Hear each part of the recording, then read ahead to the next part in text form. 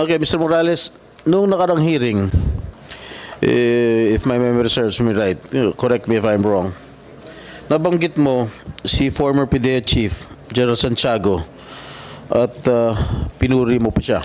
Correct? Yes, Your Honor.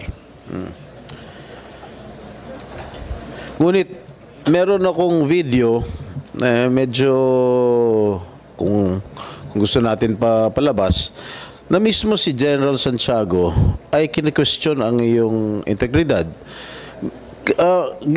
General Santiago, kailan po nakuha itong video na ito at bakit nyo sinabi na his integrity is questionable?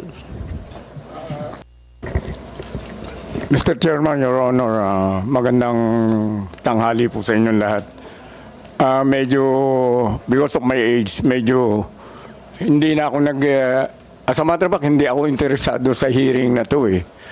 Kaya lang, hindi na ako makapanood ng Netflix.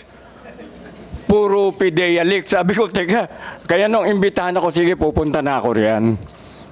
Meron din isang nagpunta sa akin na sabi ko, without my knowledge, sabi ko, wag mo na akong idamay dyan. Yung pala, ini-record niya yung aming conversation, which he showed sa vlog. Yung si Cap Nino Barsaga ba yun? Sabi ko, wag mo akong idamay niya. Nagulat ako, inilabas niya bigla dito sa YouTube eh. Ngayon, ang malalim kasi itong pinagmumulan ng problema ng PDEA. Historical ang problema nito. Ang pinapalabas dito, kami mga sinungaling. Romy Enriquez, pwede Mr. Chairman, i-address ko si Romy. Ikaw pinapalabas mo, mentionin mo na akong Director General noon. O pagkatapos sinasabi mo, pababalikan ko kayo kung nakakaintindi kayo ng organization. Hindi ako nag-iimbestiga sa inyo. Meron legal service. Kung ano man ang resulta, nire-review ko yan at pinipirmahan ko kung approve, disapprove.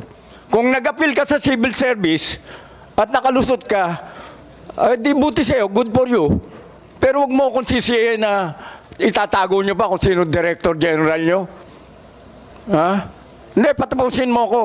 You do not address me, address the chairman.